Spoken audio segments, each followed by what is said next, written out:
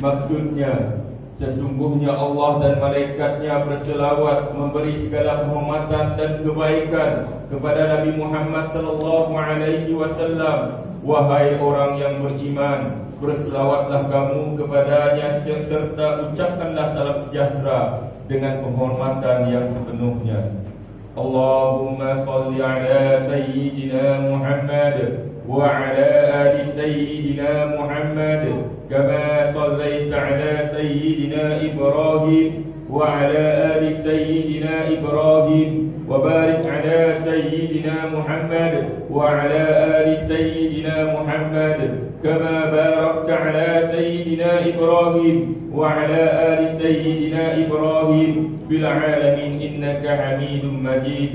وارض اللهم عن الخلفاء الراشدين المهديين ساداتنا أبي بكر وعمر وعثمان وعلي وعن الصحابة والتابعين لهم بإحسان إلى يوم الدين. اللهم اغفر للمسلمين والمسلمات والمؤمنين والمؤمنات الأحياء منهم والأموات إنك سميع قريب مجيب دعوات ويا قاضي الحاجات.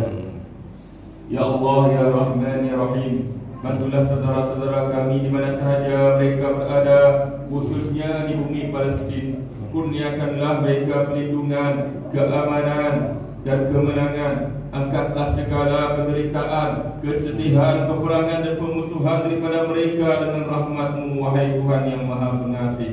Ya Allah, Ya Ghaffar, ampunilah segala dosa-dosa kami, ibu bapa kami, keluarga dan guru-guru kami. Limpahkanlah kepada kami kesejahteraan dan kebahagiaan di dunia dan di akhirat. Ya Allah, kurniakanlah kecemerlangan pendidikan kepada anak-anak kami dalam apa sahaja bidang yang mereka ceburi.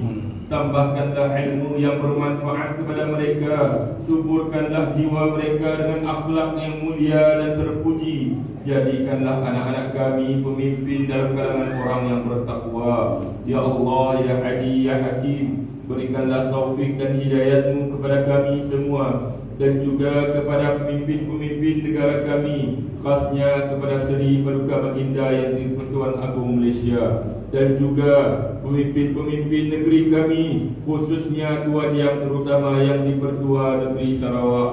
Ya Allah, Ya Hafiz, jadikanlah kami umat yang berintegriti, bersatu padu dan umat yang terbilang dalam semua bidang yang kami ceburi demi mendukung negara yang maju dan makmur serta mendapat perlindungan-Mu. Ya Allah, kekalkanlah perpaduan kami atas pegangan Ahlussunnah wal Jamaah.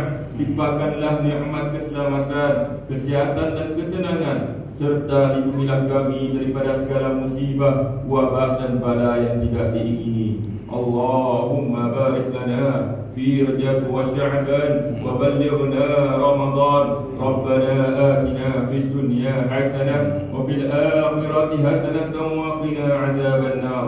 Amin amin ya rabbal alamin.